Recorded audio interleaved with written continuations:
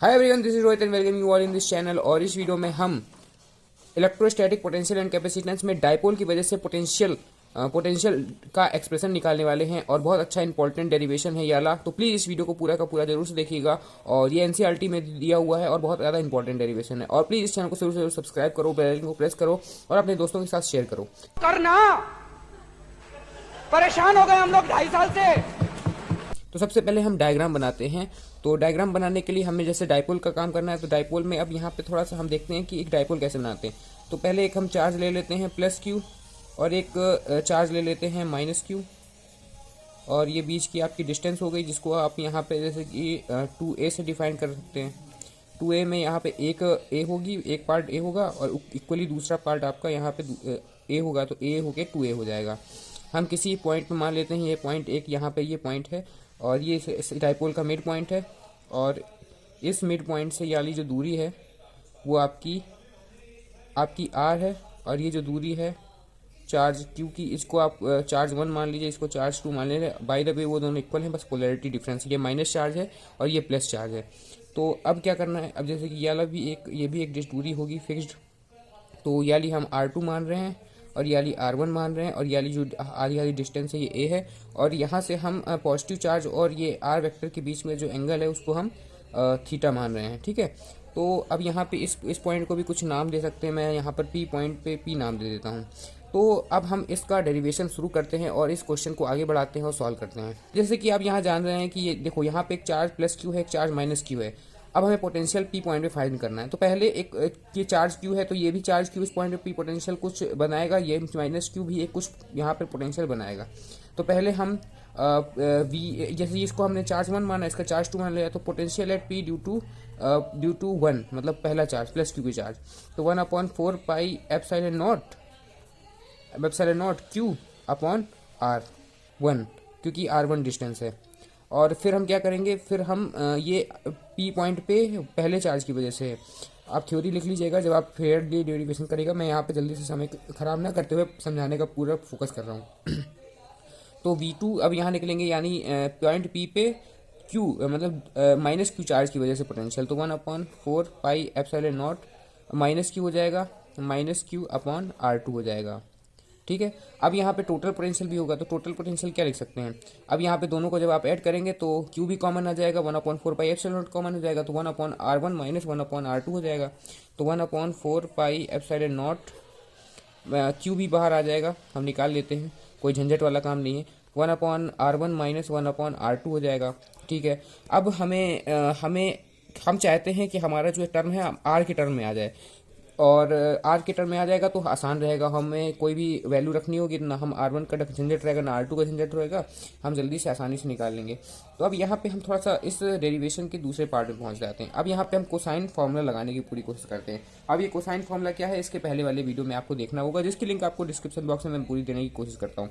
तो अब यहाँ पे क्या होगा, कोसाइन फार्मूला लगाना है। क्या होता है कोसाइन फार्मूले में, देखिए बहुत आसान होता है। जैसे कि ये एंगल थीटा दे रखा है, ये आपकी डिस्टेंस ए दे रखी है, याली जो लेंथ है आपकी r दे रखी है और r1 दे रखी है। हमें r1 और r2 के एक्सप्रेशन निकालने ताकि हमारे r के फॉर्म में आ जाए। तो r1 स्क्वायर का फॉर्म में पहले निकालते हैं। तो r1 स्क्वायर इक्वल टू क्या होता है, r1 स्क्वायर के फॉर्म में निकाल रहे हैं, तो जो थीटा एंगल है उसके अपोजिट, उसका जो अपोजिट एंगल है, उस अपोजिट एंगल के दोनों बगल वाली जो साइड्स हैं वो हमेशा ट्रायंगल में लगती है, तो दोनों साइड्स का स्क्वायर यानी a square plus r square, फिर क्या होगा माइनस होगा 2, फिर यही दोनों साइड्स a r, फिर cos of angle between both the sides, cos theta हो जाएगा। क्या बोलते हैं हम, अभी देखिए हम क्या करने वाले, a स्क्वायर जो है a को हम बहुत ज़्यादा छोटा मान रहे हैं, क्योंकि डाइपोल मान लीजिए बहुत दूर हुआ, जब पॉइंट बहुत ज़्यादा लंबी दूरी होगी, तो बहुत ज़्यादा लंबी दूरी होगी यानी आर की लेंथ बहुत ज़्यादा होगी, तो डाइपोल बहुत छोटा महसूस होगा हमें। तो इसलिए डाइपोल को हम बहुत छोटा मान रहे हैं, इसलिए ये वाला एक्सप्रेशन निकाला है। तो r1 स्क्वायर इक्वल टू, अब ये क्या होगा, r स्क्वायर के फॉर्म में आ जाएगा। लेकिन हम ये वाला इसको हम निगलेक्ट नहीं करेंगे, केवल ये वाले टर्म को, क्योंकि हमने क्या किया कि r से a को बहुत छोटा मान लिया, तो बहुत छोटे का भी फिर से स्क्वायर करोगे तो और छोटा हो जाएगा। अगर आप 0.1 का स्क्वायर करते हो, तो अगर 0.1 का स्क्वायर किया जाता है तो वो और छोटा होता है, 0.01 हो जाता है, ठीक है।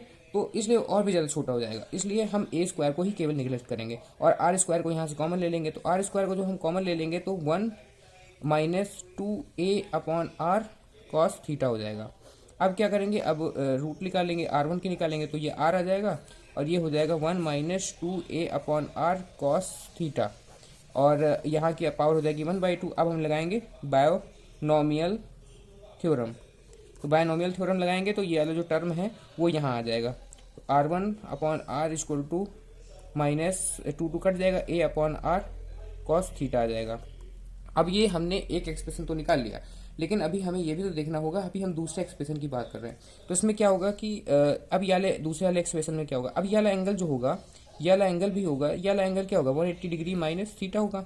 ठीक है, तो 180 डिग्री माइनस जब थीटा हो जाएगा और आपका वही फॉर्म लगेगा, R2 square equal to a square plus R square. क्या होगा अब ये होगा कि आपका -2ar cos 180 degree minus theta, 180 degree minus theta हो जाता है माइनस कॉस थीटा, तो प्लस आ जाएगा। तो इस वाले एक्सप्रेशन में, इस वाले जो R2 का एक्सप्रेशन आएगा वो ये आएगा, R2 is equal to R1 plus a upon R cos theta, ये वाला एक्सप्रेशन आएगा। अब हमें क्या करना है, हमें ये वाले एक्सप्रेशन में R1 और R2 की वैल्यू को रख देना है। तो क्या होगा, v is equal to 1/4 pi epsilon naught, q भी आपका बाहर है, मैं थोड़ा सा लाइन खींच देता हूँ ताकि थोड़ा सेपरेशन हो जाए। तो यहाँ पे हमने क्या किया, q हो गया। अब क्या होगा कि 1/R1, R1 की वैल्यू क्या है, R/1 minus a upon R cos theta हो जाएगा। फिर क्या है, माइनस 1/R2 है, तो 1/R2 की वैल्यू रखेंगे हम, तो R1 plus a upon R cos theta हो जाएगा। अब क्या करना है, अब हम फिर से, अब ये जो एक्सप्रेशन है इनको हम ऊपर लेके जाएंगे, तो और ये वाला जो r है उसको बाहर ले लेंगे, 1/4 pi epsilon naught q upon r, ये बाहर आ जाएगा, इसको ऊपर लेके जाएंगे तो 1 minus a upon R cos theta की पावर हो जाएगी -1। सिमिलरली इधर 1 plus a upon R cos theta की पावर हो जाएगी -1। फिर से यहाँ बाइनोमियल थ्योरम लगा देंगे तो -1 यहाँ पे आ जाएगा, तो 1/4 pi epsilon naught q upon R, ये हो जाएगा 1 plus a upon R cos theta minus, अब ये माइनस हो जाएगा तो -1 हो जाएगा, फिर ये प्लस हो जाएगा a upon R cos theta, तो ये रहा। अब ये -1 कट जाएगा, 1/4 pi epsilon naught q upon R 2a upon R, क्योंकि दोनों ही टर्म सेम है, कॉस थीटा हो जाएगा। q इंटू 2a मतलब डाइपोल का फॉर्म बन गया, अपॉन में आर स्क्वायर आ गया, तो क्या हो गया 1/4 पाई एप्सिलॉन नॉट, और आपका p जो कि डाइपोल मोमेंट है वो कॉस थीटा हो जाएगा, अपॉन आर स्क्वायर आ जाएगा। तो ये रहा वो एक्सप्रेशन जिसको हम ढूंढना चाह रहे थे। तो जैसा कि हमने कहा था कि हम आर के टर्म में लाएंगे, हमें कोई झंझट रखना ही नहीं है, हम आर के टर्म में ले आएंगे। डाइपोल को हमने बहुत छोटा मान लिया है, ठीक है, तो और जो थीटा एंगल था वो पॉजिटिव चार्ज और आर के बीच का एंगल था। तो अगर हम यहाँ पे अगर थीटा इक्वल टू 0 डिग्री ले लें, यानी यह एंगल 0 हो जाएगा, जब यह एंगल 0 हो जाएगा तो 1/4 pi epsilon naught p upon R square आ जाएगा, क्योंकि कॉस 0 डिग्री की वैल्यू 1 हो जाती है। और अगर हम इस थीटा को 90 डिग्री ले लेंगे तो कॉस 90 डिग्री की वैल्यू 0 होती है, तो भी आपका 0 हो जाएगा।